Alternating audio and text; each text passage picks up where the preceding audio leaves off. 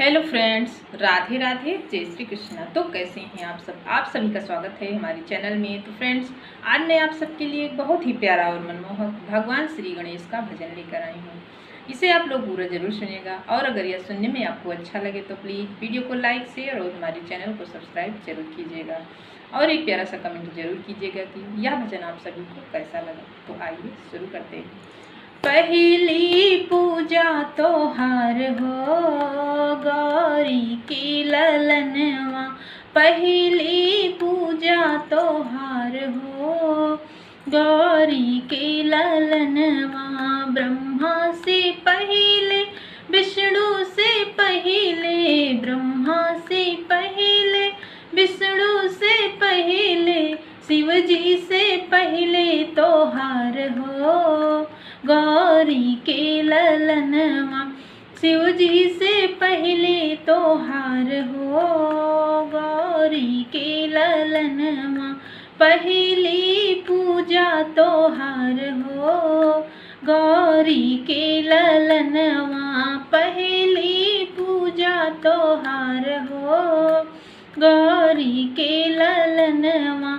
सूरज से पहले, चंदा से पहले, सूरज से पहले, चंदा से पहले, तारों से पहले तोहार हो गौरी के ललनवा, तारों से पहले तोहार हो गौरी के ललनवा, पहली पूजा तोहार हो गौरी के ललनवा, पहली पूजा तोहार हो गौरी के ललनवा।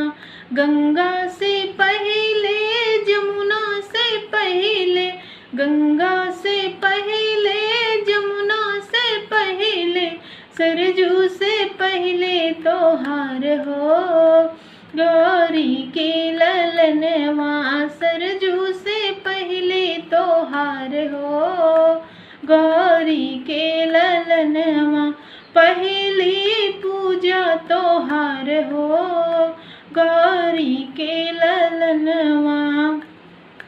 रामा से पहले, लक्ष्मण से पहले, रामा से पहले, लक्ष्मण से पहले, सीता से पहले तोहार हो गौरी के ललनवा, सीता से पहले तोहार हो गौरी के ललनवा, पहली पूजा तोहार हो गौरी के ललनवा, पहली पूजा तोहार हो गौरी के ललनवा।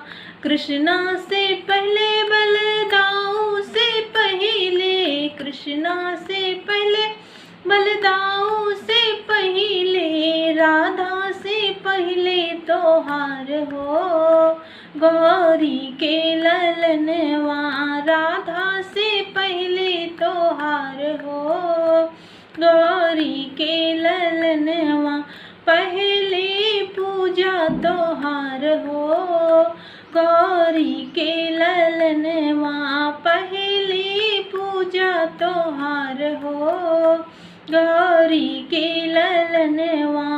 बोलो गणेश भगवान की जय।